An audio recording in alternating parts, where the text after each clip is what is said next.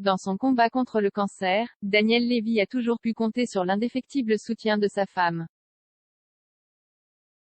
C'est d'ailleurs grâce à l'une de ces idées que le chanteur a pu garder le moral lorsqu'il était en réanimation, comme il l'a expliqué. Daniel Levy ne plus suivre le 24 avril 2019, Daniel Levy levait le voile sur le mal dont il a souffert, un cancer du côlon particulièrement agressif. La chimio était tellement efficace que la tumeur n'a pas voulu se barrer sans accrocher le côlon et a fait une occlusion. Dans ces cas-là, il faut opérer en urgence mais sur un mec qui fait de la chimio c'est compliqué, expliquait alors le chanteur de 59 ans. Après une infection généralisée et une succession de problèmes en cascade, l'artiste a été plongé dans le coma tandis que son pronostic vital était engagé.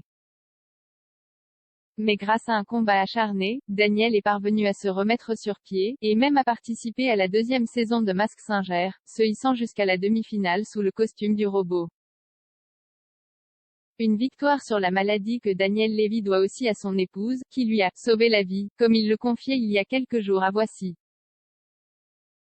Une idée salvatrice tout le temps de son hospitalisation, Sandrine n'a cessé d'apporter de bonnes ondes au chevet de son époux. Comme ce jour où il était en réanimation et qu'elle n'a pas hésité à ramener à l'hôpital un piano. Ma femme a toujours des idées incroyables, a confié Daniel Levy au micro d'Europe 1 ce lundi 15 février. Une attention réfléchie puisque Sandrine espérait, à travers ce piano, redonner espoir à son mari, elle voulait le mettre en face de moi. S'il a d'abord regardé l'objet, un peu méchamment au début, Daniel Levy y a finalement vu un moyen de se projeter vers un avenir plus brillant, plein de possibilités. C'était l'occasion de savoir que j'étais en passe d'avoir des projets, de l'avenir, estime-t-il aujourd'hui.